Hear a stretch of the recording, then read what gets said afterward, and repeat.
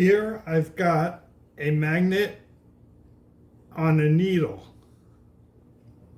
and it can turn freely, and what it is just a compass, and it is pointing roughly north. The red end is the north end, the blue end is the south end. So the red end is pointing to Earth's north magnetic pole. Now, what you may or may not know about a compass or a magnet that's bigger than a little compass that acts like a compass is that it will swing like a pendulum, east, north, west, northeast, and back and forth. And it will do that quite a while if it's free enough to move, depending on friction. If there were no friction, it would do that almost indefinitely. Now, like a pendulum, it doesn't just go by its magnetic force, whereas a pendulum uses gravity, but it goes by the shape or the length, the radius of the swing arm, and the bob on the pendulum, or the mass of the compass magnet, of the magnet. So this magnet has a mass, and it will rotate at a certain frequency. It will turn side to side at a certain frequency. So you can see it going. It's going like 1 1000, 2 1000, 3 1000, almost about 60 RPM, right? If it was 60 cycles per minute.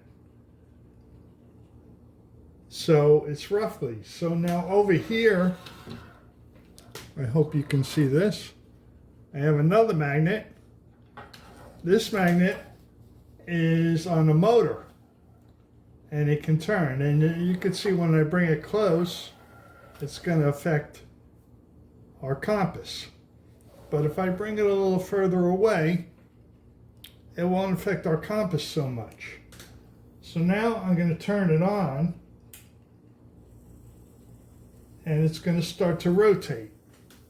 And as it rotates, it's going to make our compass turn side to side, which is fair enough because the two compasses want to point towards each other when their opposite ends are facing each other, and away from each other when the same ends are facing each other.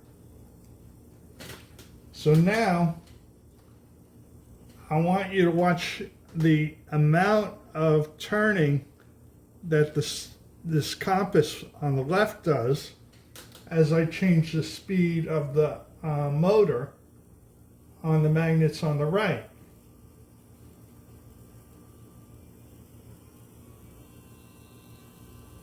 As I go a little faster,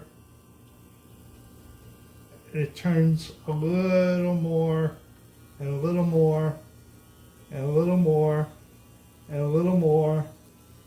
And as I get close to the same frequency, it's almost going to go in a complete circle. You can see the frequency is off a little bit, but it will get going again. So if I go too fast,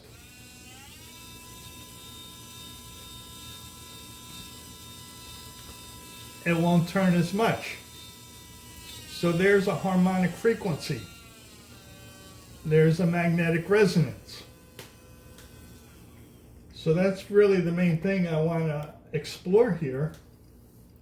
There's a magnetic resonance, but it's based not just on the magnetism, but also on the mass of the magnet. The mass of the magnet is very important.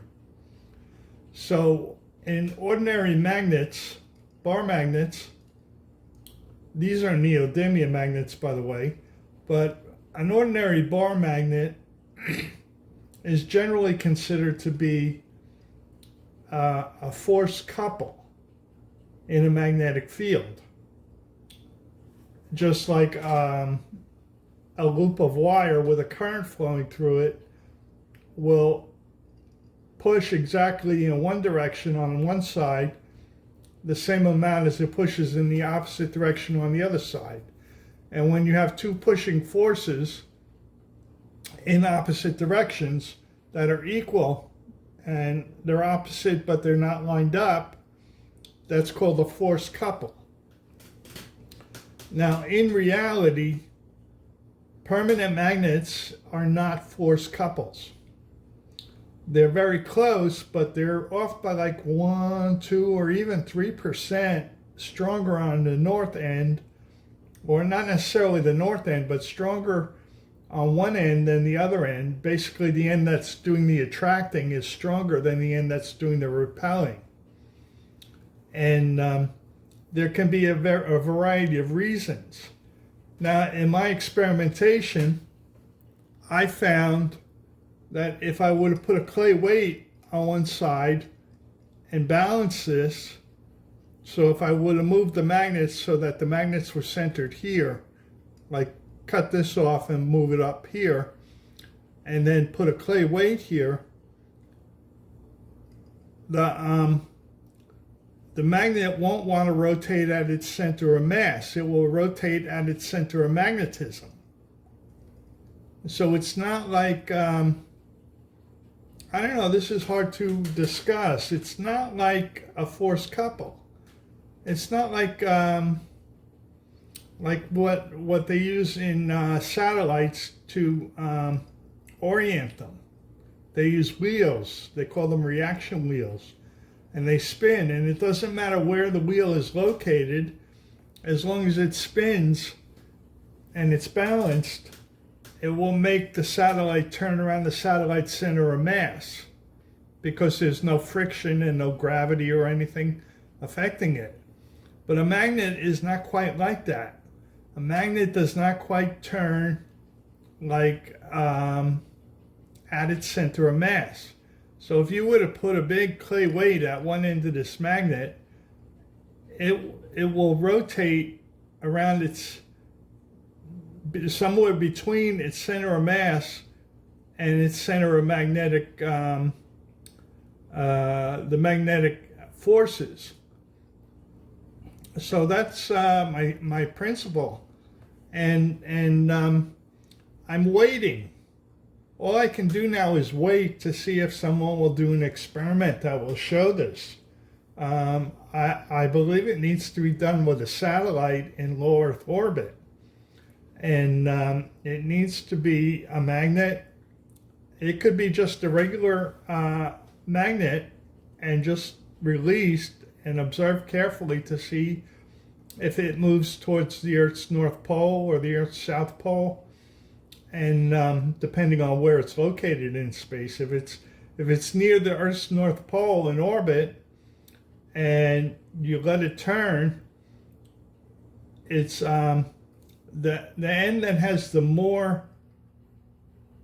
end that's further away from the center of mass will generate a little centrifugal force, and that centrifugal force will pull the magnet towards the Earth's pole.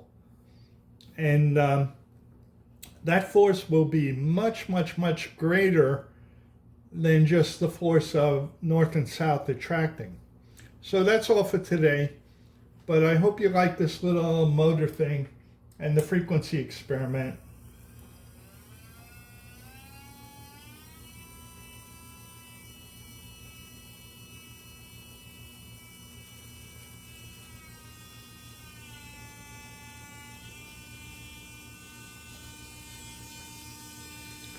And I'll leave it at that.